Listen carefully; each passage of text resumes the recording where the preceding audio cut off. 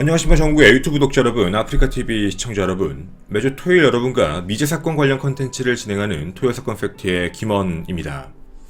오늘 여러분과 함께 진행하게 될 이야기는 흥의 토막살인 사건이라고 불리는 내용인데요.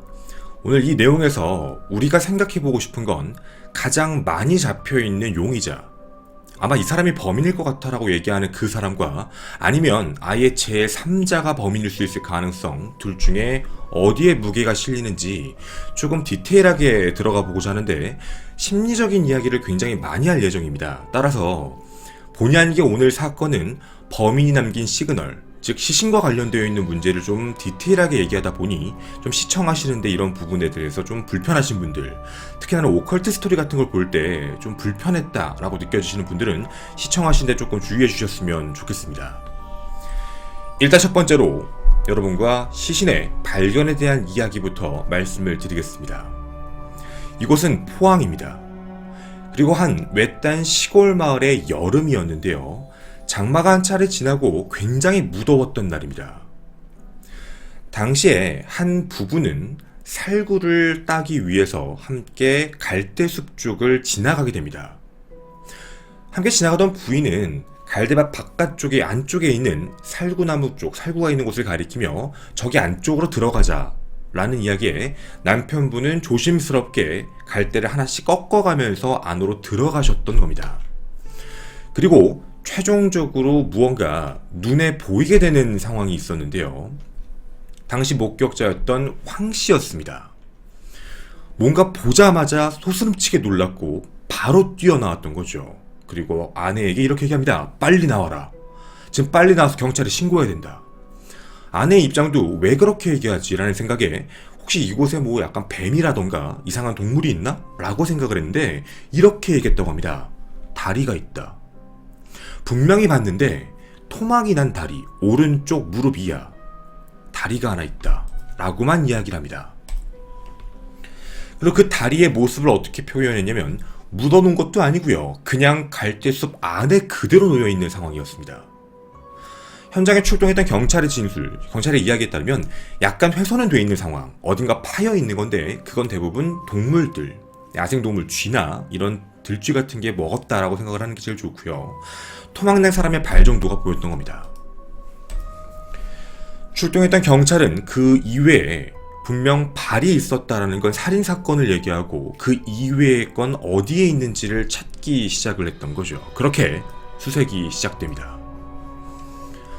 이 갈대숲에서 그렇게 멀지 않은 장소들이었습니다. 하나씩 시신이 등장합니다. 시신이 최종적으로 모두 회수됐을 때는 이렇게 확인됩니다. 양 팔, 그리고 양 다리. 즉 총 4구, 4모양이, 토막난 부위의 4부위가 확인이 됐던 거죠. 단 한 군데만 제외합니다. 바로 몸통과 머리 부분이었습니다. 당시에도 과연 이게 한 사람의 것이 맞을까라는 의문점이 있었습니다. 그 이유가 뭐였냐면 한국의 시신 때문에 그랬는데 바로 이 시신의 한쪽 모습, 팔이었습니다. 손을 봤는데 한 손과 한 손의 모습이 달랐습니다. 이게 바로 오른손 엑스레이입니다. 손끝을 절단해 놓은 흔적이 확인이 됐던 거죠. 다만 왼쪽은 저런 절단의 흔적이 없었다는 게 특징이었습니다.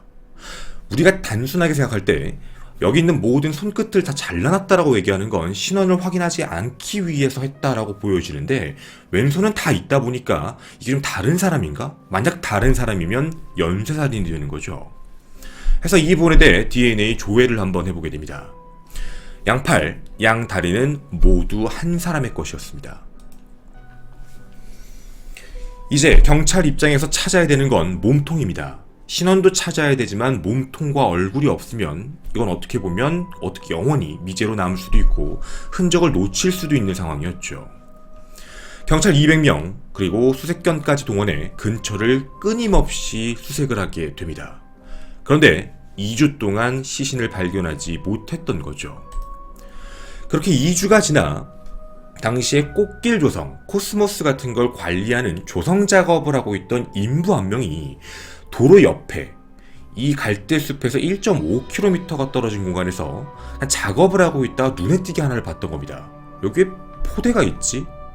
처음에는 이곳에 워낙에 사람들이 쓰레기를 많이 버리기 때문에 이것도 쓰레기겠지라고 생각하고 지나가려고 했는데 2주 전에 근처 마을에서 토막 시신이 나왔다라는 그 이야기 때문에 혹시나 하는 마음, 설마 라고 생각을 하고 겉을 낫으로 뜯어본 겁니다. 그리고 그 안에선 우리가 당연히 지금 예상할 만한, 당시에 예상하기 힘들었던 몸통과 머리가 함께 등장하게 됩니다. 자, 바로 상반신이 확인했던 거죠. 얼굴은 알아보기 힘든 상황이었습니다. 이미 백골화가 완전히 진행된 상황이었지만 몸통을 봤을 때는 여성이구나 정도는 알 수 있는 상황. 그리고 뼈대라던가 이런 걸 보면 40, 50대 여성이었다 정도였습니다.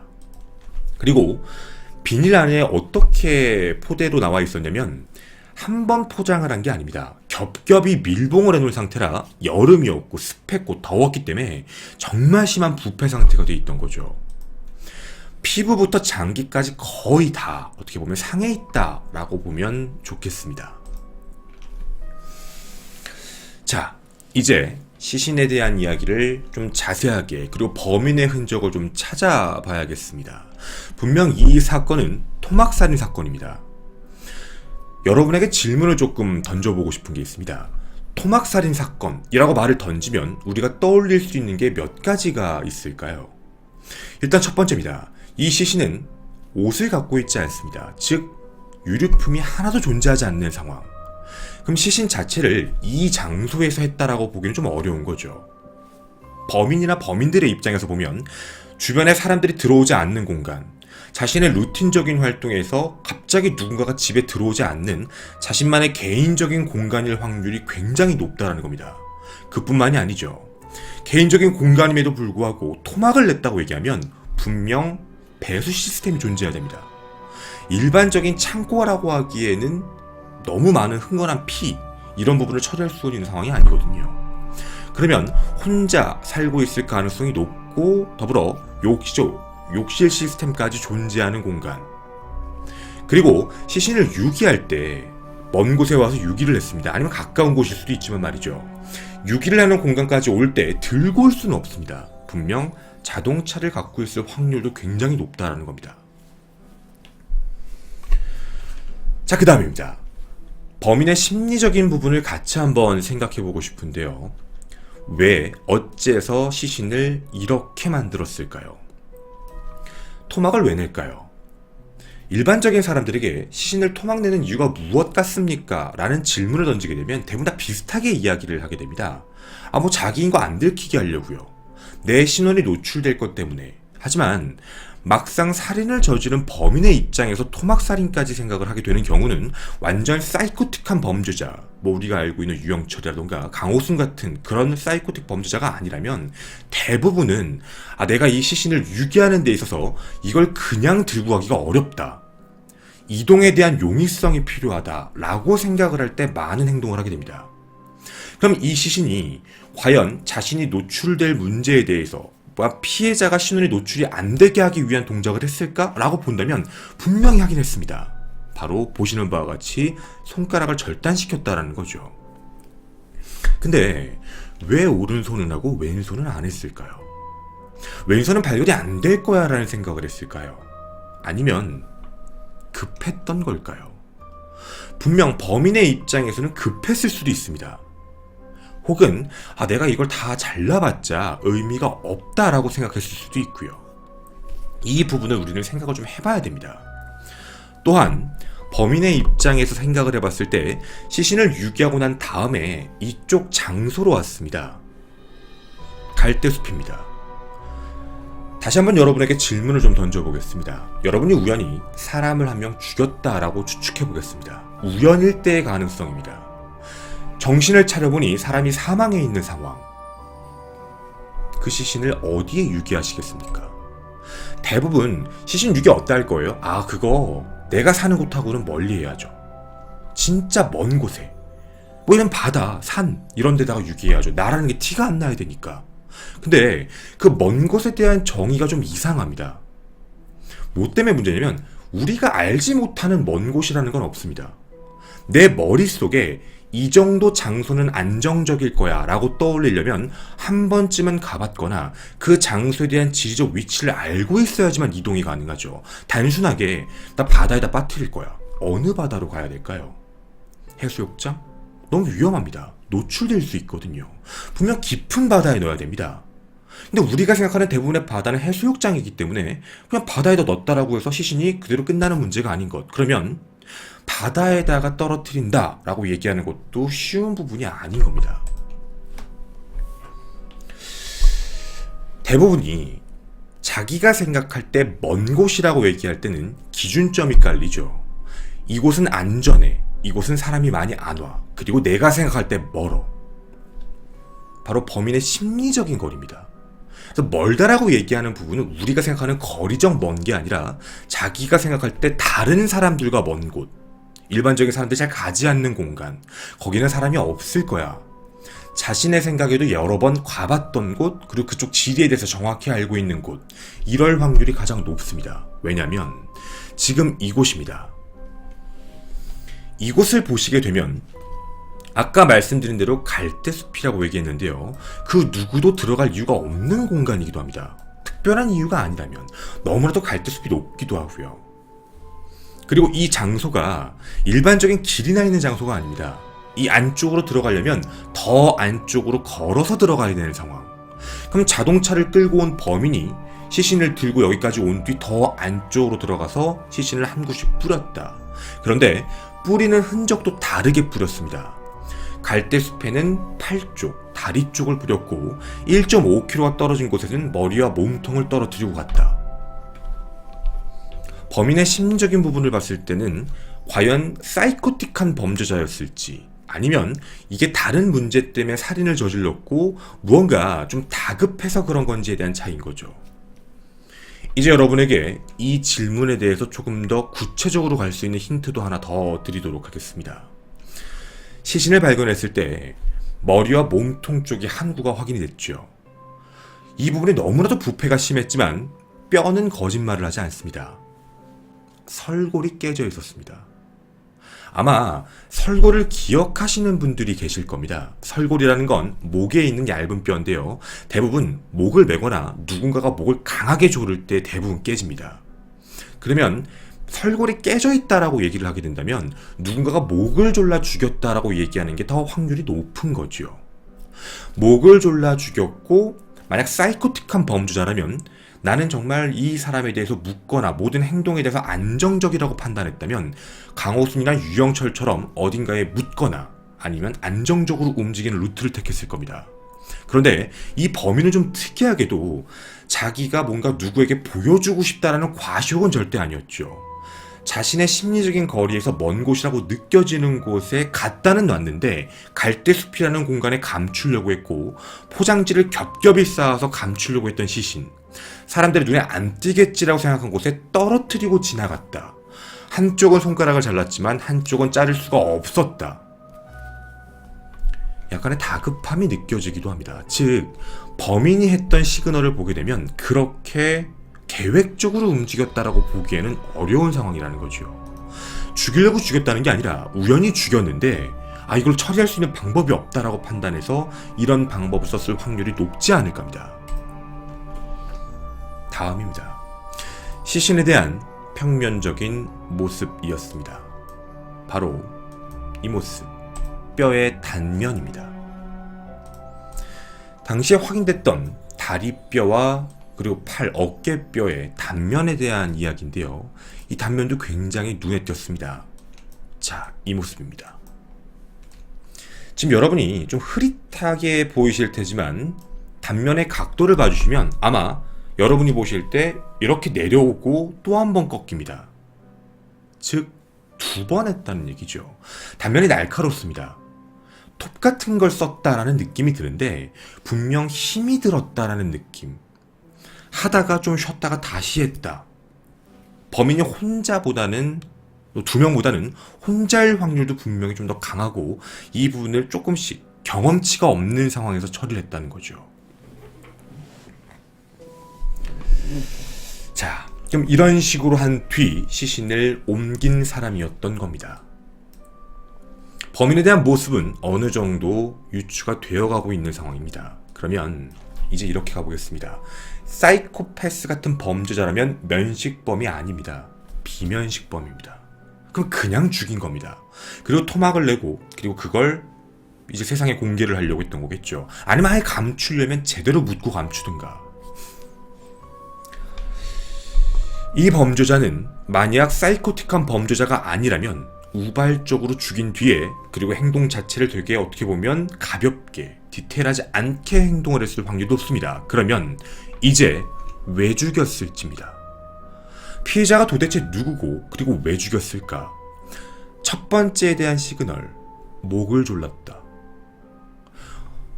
이게 면식적인 관계에서 목을 졸랐다라고 얘기한다면 이것도 피해자가 여성입니다. 아마 금품과 관련된 확률일 수도 있고 아니면 뭔가 성범죄일 수도 있고 그것도 아니라면 치적 문제일 확률도 분명히 존재한다는 거죠. 이제 그러면 피해자가 누군지 같이 이야기를 조금 해보도록 하겠습니다. 피해자는 바로 이곳에 살고 계신 분이었습니다. 시신이 발견된 위치에서 그렇게 멀리 떨어지지 않은 곳, 약 30km 정도가 떨어진 자동차 거리로 약 30분 정도도 안 걸리는 시간이었습니다. 30km 떨어진 한적한 집에 사는 한 여성, 이름 차진숙 씨였습니다. 당시 50세였고 가정주부셨습니다. 근데 그녀가 실종에 대한 부분이 신고가 들어와 있었던 거죠. 시신을 발견하기 2주 전 6월 24일이었습니다. 이분에 대해 실종 신고를 한 사람은 남편 정 씨였고 아내가 한 거의 일주일째 거의 2주가 가까이 되는데 아예 연락이 없다, 집에 안 들어온다, 이상하다 라는 실종 신고였습니다. 당시 진술을 확인해 보면 6월 12일 새벽 2시 30분에 친구와 전화통화한 것도 확인이 다 됩니다. 그리고 근처에 있는 모든 CCTV도 전부 조회해봤지만 큰 특이점은 확인이 되지 않았죠. 단 한 가지만 빼고 말입니다. 이곳 근처, 이 아파트 근처에는 CCTV가 하나도 없었다는 게 키포인트입니다. 여러분에게 다시 한번 말씀드리겠습니다.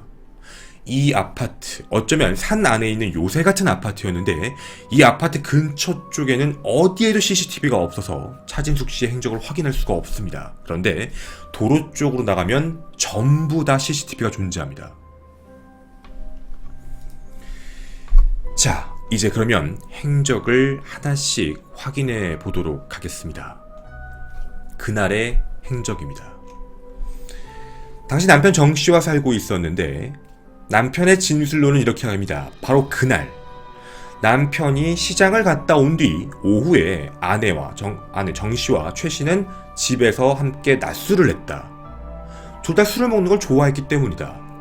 남편이었던 정 씨는 이제 술에 취해 잠이 들게 되었고 같이 술을 마시고 있는 상황이었던 거죠. 저녁쯤에 잠들었다라고 진술을 합니다. 근데 내가 눈을 잠깐 떴을 때 아내가 없었다. 즉 집 밖으로 나갔다라는 얘기입니다. 이게 남편 정 씨의 첫 번째 진술입니다. 맞을까요? 이 부분에 대해서 알리바이를 입증해 줄 사람이 한 명 있었습니다. 바로 택시기사 김 씨였습니다. 저 집 앞을 지나가는데 어떤 여성이 손을 흔들고 있었다.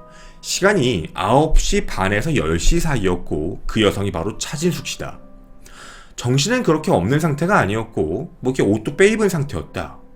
어디를 갈 거냐? 라고 물었을 때 나 여기 마을 근처에 있는 동네 시내에 있는 노래방에 갈 거다 라고 이야기를 해서 알겠다 라고 얘기한 뒤 그쪽에 태워다 준 겁니다. 그런데 김씨가 기억을 하고 있는 이유 중에 하나가 뭐냐면 내가 지금 돈이 없어서 그런데 내가 내려가서 사장님한테 돈 받아서 줄 테니까 잠깐만 기다려달라 라고 얘기한 뒤 노래방으로 들어갑니다.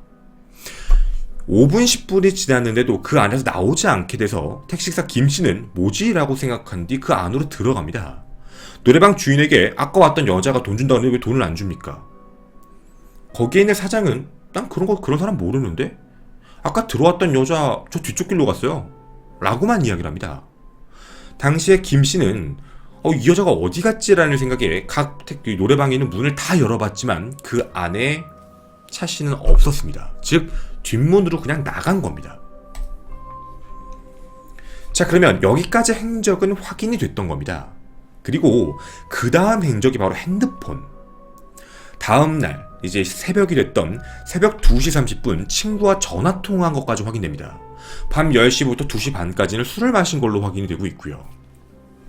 친구와 전화통화해서 술을 한잔 먹으러 나왔다. 사는 게 너무 힘들다. 이제 집에 가려고 한다. 라고만 이야기를 하게 됩니다.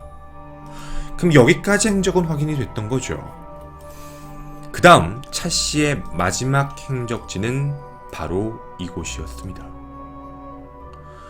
통신 기축상 새벽 4시에 마지막으로 확인됐는데 바로 피해자의 집 쪽이었습니다.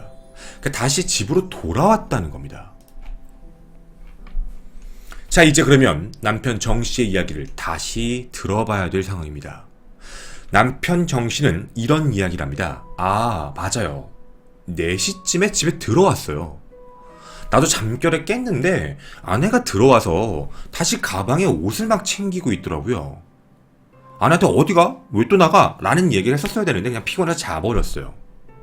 그리고 아침에 눈을 떴는데 가방은 그대로 있고 그냥 화장품이 들어있는 손가방만 가지고 나갔습니다. 그리고 현관문이 안 잠겨 있더라고요. 그 이후 며칠이 지나도 안 돌아와서 주변 사람들에게도 묻고 그리고 친정에다가도 묻고 다 해봤지만 다들 모른다고 얘기해서 그래서 일주일이 지난 뒤 경찰에 신고를 한 겁니다. 라고 진술을 하게 됩니다. 그렇게 실종 신고가 됐던 거죠. 이게 바로 당시 차 씨의 마지막 행적입니다. 자, 그럼 우린 이제 그녀의 마지막 행적까지 확인을 했습니다. 근데 여러분이 여기서 절대로 놓치지 않으셔야 될 이야기가 하나 있습니다. 분명 차 씨와 관련된 CCTV에서 확인이 되지 않는 유일한 공간은 이 요새 같은 집입니다. 이 안에, 이 길 쪽에는 어디에도 CCTV가 없거든요. 자, 그럼 이제 그 내용들을 하나씩 섞어서 가보도록 하겠습니다. 시신을 훼손했고 그 이후에 범인이 했던 심리적인 문제까지. 이제 그러면 피해자 주변 인물에 대한 이야기도 생각을 해봐야죠. 면식범이니까 말입니다. 당시 피해자 차 씨는 굉장히 힘들었다고 합니다. 그 이유가 뭐 때문에 그랬냐면 남편과 결혼을 했는데 남편의 가정폭력이 조금 심한 상황이었습니다. 남편이 지속적으로 폭행을 했고 말을 안 들으면 좀 뭔가 계속 구탈하다 보니까 지역 병원에도 자주 갔던 걸로 확인됩니다.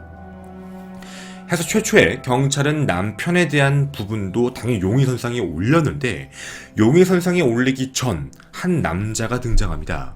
바로 뭐냐면 차 씨가 지금 현재 남편이었던 정 씨를 만나기 전에 동거했던 김 씨였습니다. 근데 그 김 씨를 용의선상에 올리고 했던 이유 중 하나가 그 당일날 이 새벽에 혹시 김 씨를 만난 거 아닌가? 함께 만나 술을 마신 거 아닌가? 라는 그런 의심점 때문에 했던 거죠. 근데 당시에 김 씨의 알리바이는 모두 명확했습니다. 출퇴근에 대한 기록 카드도 정확하게 찍혀 있었고 함께 일을 했던 사람들의 증언 그리고 CCTV까지 완벽한 알리바이였습니다. 이제 그러면 남는 사람은 단 한 명, 면식범 중 바로 남편 정 씨였죠. 남편 정 씨가 용의선상에 올라왔을 때 바로 경찰은 집안 내부부터 모두 수색합니다. 왜냐면 아까 말씀드린 대로 이런 일을 할 수 있는 공간이라면 집이다. 집을 감식을 했지만 루미놀 반응이 확인이 안 됩니다. 해서 고향 집까지도 확인해 봅니다. 루미놀 반응이 확인이 안 됩니다. 차량이 2대가 있었는데 자동차 2대에 대한 반응도 해봤지만 어디에서도 반응해서 확인이 안 됩니다. 즉 혐의점이 아예 안 나왔던 거죠. 그러면 면식범이라고 판단했는데 면식범이 아닌 제3의 용의자? 그러면 새벽 4시에 집에 들어온 뒤 핸드폰을 끄고 그리고 사라지고 누군가를 만나 피해를 당했다라고 보는 게 맞을까에 대한 문제입니다. 자, 그런데요. 여기서 좀 이상한 일들이 생기기 시작을 하게 됩니다. 아내가 실종되고 실종 신고를 하기 전까지의 상황에 대한 부분인데 첫 번째입니다. 바로 돈을 빌려달라고 부탁을 했던 전화였습니다. 지인에게 이야기해서 대구에 좀 갈 일이 있다 라고 이야기한 뒤 차 렌터카를 빌려야 된다 해서 돈 좀 달라 라는 이야기를 했다고 합니다. 당시에 이걸 기억하고 있는 이유가 뭐였냐면 아니 너 차 2대나 있는데 네가 왜 렌터카가 필요해? 아 그냥 필요해서 그래. 뭐가 좀 이상한데? 라고 하고 돈을 빌려줬던 상황입니다. 그래서 기억을 하고 있는 거죠. 일단 첫 번째 포인트가 렌터카입니다. 그리고 두 번째 포인트가 뭐였냐면 화장실입니다. 화장실에 세면대 및 욕조, 더불어 배관까지 전부 수리를 했습니다. 그러니까 전부 수리를 했다라는 게 뭐냐면 싹 갈아엎었다라는 거죠. 그 시간이 언제였냐면 시신이 발견되고 경찰 조사가 받기 바로 그 사이. 경찰들이 와서 루미놀 반응을 검사했을 때 세면대에 당연히 루미놀 반응이 안 나왔을 상황인 겁니다. 이미 모두 다 교체한 상황이었죠. 예전에 그것이 알고 싶다 프로그램에서 남편 정씨에게 질문을 던집니다. 이거 왜 바꾸신 거예요? 라는 질문을 던졌을 때 이런 답변을 합니다. 내가 바꿨다고요? 기억이 없는데? 제가 바꿨대요? 라는 이야기를 하거든요. 배관에 대한 이야기는 그 이사 올 때부터 좀 안 좋아서 바꾼 건 기억이 나는데 그 시기가 언제인지는 모르겠어요 라는 이야기를 합니다. 근데 그 시기가 아이러니하게도 실종됐을 사이입니다. 아내가 실종돼서 되게 이상한 상황인데도 불구하고 바꿨다라는 문제죠. 그거를 그리고 믿을 수 있는 상황이 뭐였냐면 당시에 세면대를 고치러 갔던 그 업자가 집안에 있던 사진을 하나 봐버립니다. 그 사진이 뭐냐면 당시에 피해자가 키웠던 하얀 말티즈, 푸들 말티즈 같은 친구인데 그걸 들고 있는 사진. 외부에 실종자를 찾습니다 라고 나왔던 그 사진과 동일한 사진이었습니다. 그래서 머릿속에 그걸 기억하고 있었다는 거죠. 사진이 하나의 힌트입니다.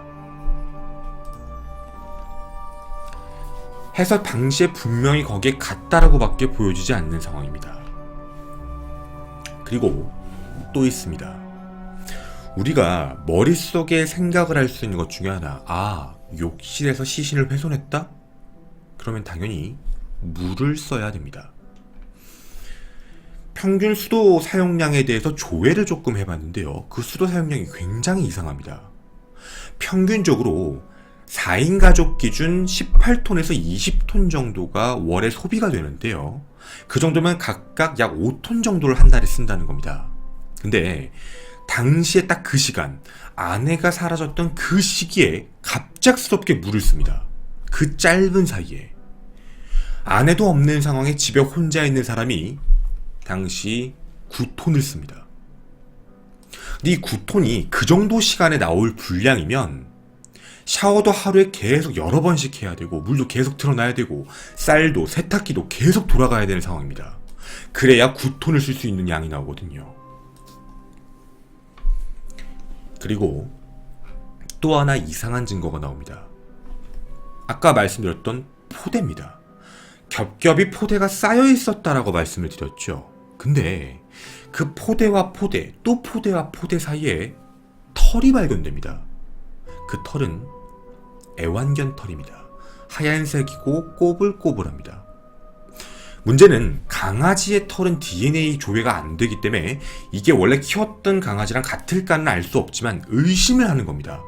그러면 살해를 한 뒤 그걸 덮었던 사람의 몸에서 혹은 물론 시신에 대한 피해자의 옷을 벗기다 거기서 털이 묻어서 옮겨 붙은 걸 수도 있지만 그게 아니라면 강아지를 키우는 장소에서 시신을 유기했을 수도 있고 시신을 유기할 준비를 했을 수도 있다에 대한 문제인 겁니다. 또 하나 더 있습니다. 좀 이상한 부분 중에 또 하나는 진술의 차이입니다. 즉 이야기란 진술의 차이가 생겼던 게 친정에 얘기한 것과 즉 장모님이죠. 장모님에게 얘기한 것과 주변 사람들에게 이야기한 게 좀 다릅니다. 주변 사람에게 이렇게 이야기를 던집니다. 내 아내가 나랑 싸우고 제주도 간 것 같아. 고향인 제주 간 것 같아. 혹시 제주에 갔는지 그 왔다 갔다 한 출입 기록이 있는지 좀 알아봐줘. 배를 타든 비행기라도 확인 좀 해줘. 라고 이야기를 합니다.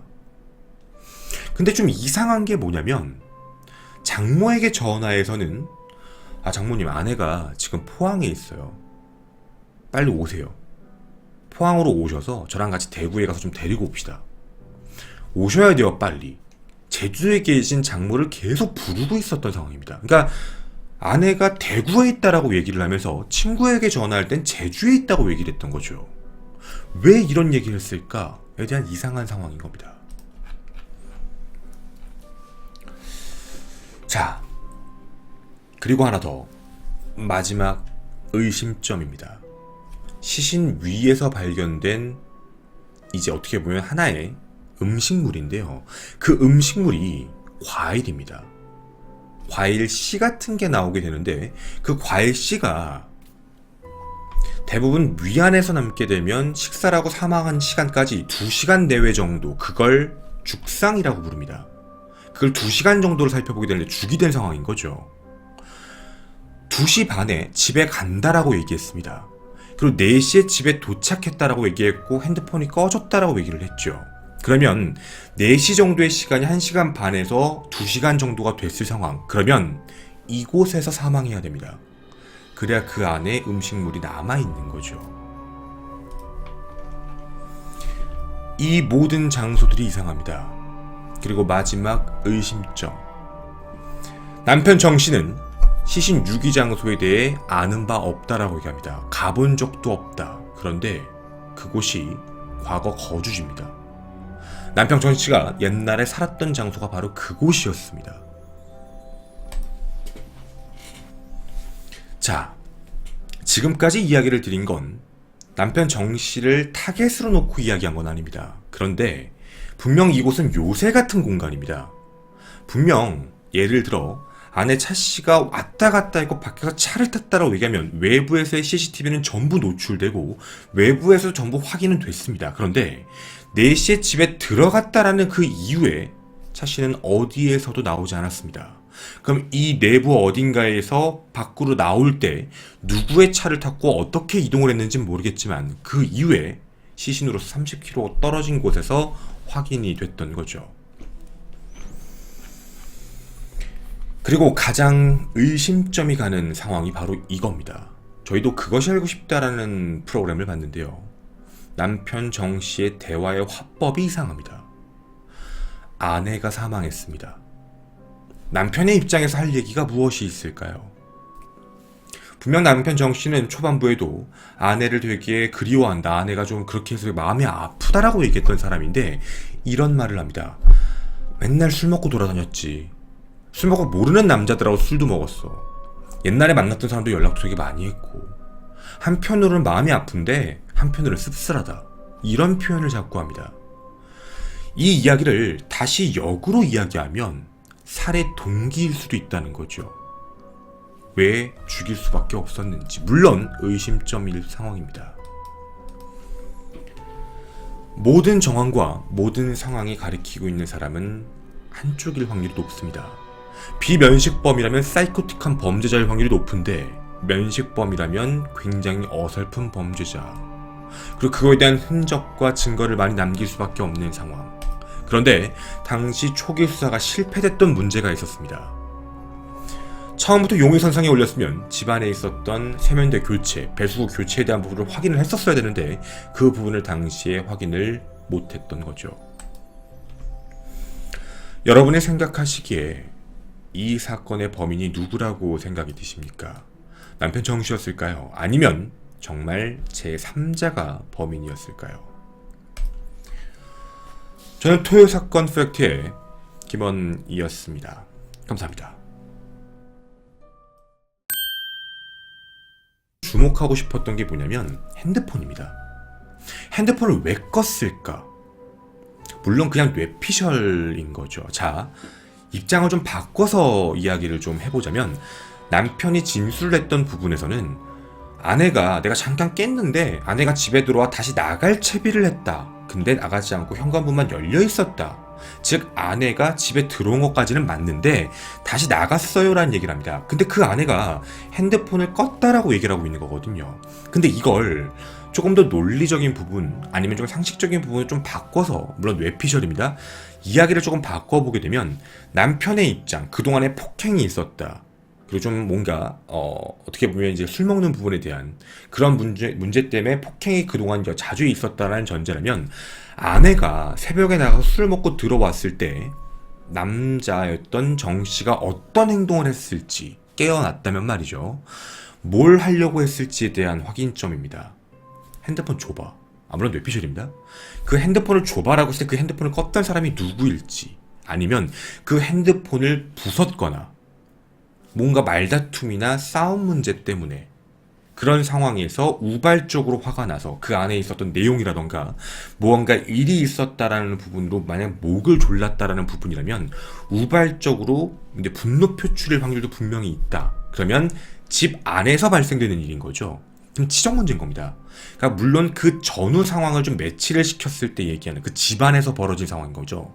그 이후에 시신을 좀 뭔가 처리를 해야겠다라고 마음을 먹었고 그 안에서 시신을 이제 어떻게 보면 시간을 두고 처리했을 확률입니다. 바로 유기를 했을 확률이 높을까? 시신을 바로 유기한다라고 보기가 어려운 이유가 범인의 심리적인 특성상 초범일수록 좀 조심스러운 경향이 있거든요. 해가 쨍쨍한 날 밖에 나가서 시신을 유기한다? 위험합니다. 대부분 유기를 하려고 할 때는 비가 오면서 어디에다 갖다가 놨을 때 가장 안정적일까? 자신의 머릿속에 나오는 생각인 거죠. 근데 이때가 장마 시즌, 비가 좀 많이 왔을 때입니다. 그 시신이 발견되기 사이 전까지 그 며칠, 2주 정도 사이에 비가 11번이 왔거든요. 그러면 11번의 비였기 때문에 그 안에서 체크를 조금 해봤어야 된다라는 겁니다. 그럼 그 안에서 시신을 버렸고, 왜냐면 그 집안에 아무도 안 들어올 거니까, 이 둘만 샀으니까 말이죠. 산 사람이 많이 없으니까 그 누구도 의심하지 않을, 그리고 물은 9톤. 이러면 상황에 대한 측면은 분명히 어느 정도 정황은 다 만들어지는 상황인 거죠. 정황상 봤을 때. 근데 루미놀 반응에 대해서도 좀 말씀을 좀 드리자면, 그 루미놀에 대한 이야기도 무조건 밑으로 뭐 우리가 봤을 때 뭐 피가 다 내려갔다. 근데 이 사건은요, 피가 그렇게 미친 듯이 떨어진다라고 보기가 조금 어려워요. 뭐 예를 들자면 복부를 잘랐거나 아니면 목을 잘랐거나 하면 피가 굉장히 많이 나오는데, 이런 부분, 그러니까 지금 이 시신에 대해 모습을 보시면 되게 단순한, 어떻게 보면 가장 초범들이 생각할 수 있는 가장 관절을 자르기 편한 부분, 사타구니, 그리고 팔 쪽, 딱 이렇게만 잘라놓은 거라 혈액 자체가 그렇게 많이 나오진 않았을 것이다의 추측이에요. 그런데 피는 튀어요.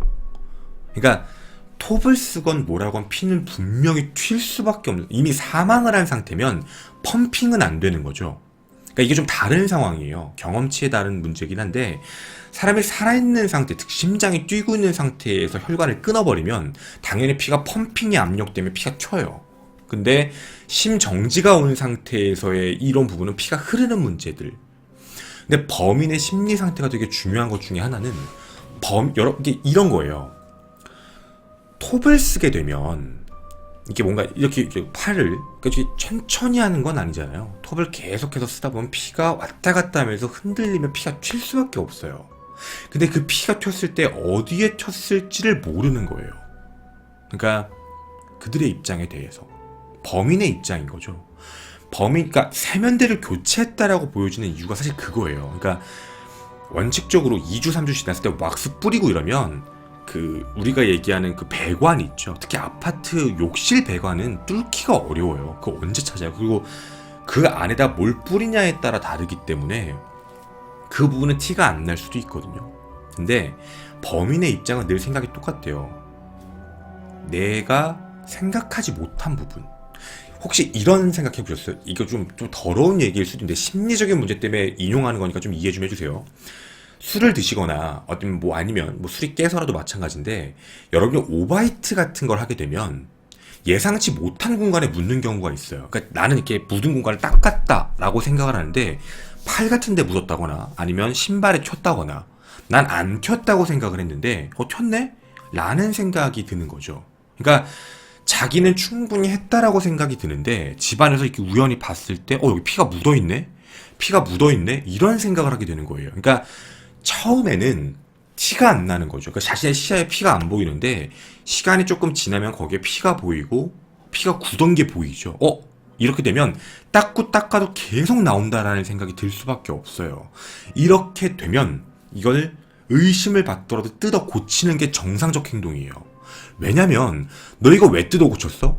뜯어 고친 것만 없어지면 게임이 끝나는 거예요. 왜냐면 증거물이잖아요. 범인의 입장은 너무 단순해요. 뜯어 고쳤는데 너 이거 왜 뜯어 고쳤어? 아니 그냥 원래 계획이었어요. 뜯어 고친 거를 가지고 와서 그 안에서 피를 찾는 게 아니면, 그러니까 그 물증이 사라져 버리면 완전히 물증이 없어져 버리는 상황이잖아요. 그러니까 이런 부분까지 가면 답이 없는 거예요. 이걸 못 찾았다라고 얘기를 하는 거죠. 어떻게 보면 되게 위험한 노출이지만 역으로 얘기하면 가장 어떻게 보면 안전한 방법, 범인의 입장에선. 그러니까 범인은 무언가 아이러니한 행동을 하고 있지만 아이러니한 행동은 법정 내에서는 사실 그걸로 유죄 판결을 내릴 수는 없거든요. 그러니까 그런 상황들. 다만 여기에 나왔던 여러 가지 증거들이 되게 한 사람을 가리킬 수밖에 없어요. 그러니까 검사분들도 당연히 기소할 수는 없어요. 입장을 바꿔서 시신을 쌓았던 비닐 포대 사이에 강아지 털 나왔잖아요. 첫 번째 문제. 상대방 변호사가 이 강아지 털이 이 강아지인지 어떻게 얘기할 거예요? 그 강아지가 같은지 어떻게 합니까? 라는 이야기. 답이 없죠. 두 번째는 이게 범인이 피해자가 키웠던 강아지니까 옷을 이렇게 처리를 하다가 유류품을 정리하다가 묻은 걸 수도 있죠. 이렇게 얘기하면 진짜 할 말이 없어요. 당연한 거니까. 그러니까 검사분들도 당연히 알고 있죠. 얘기해봤자 그렇게 얘기할 거니까 이건 뭐 빼박이다, 답이 없다, 이렇게 얘기하는 상황. 그러니까 다른 거잖아요, 이 문제는. 그리고 이 부분을 또 제외하면, 그래서 사실 이거예요.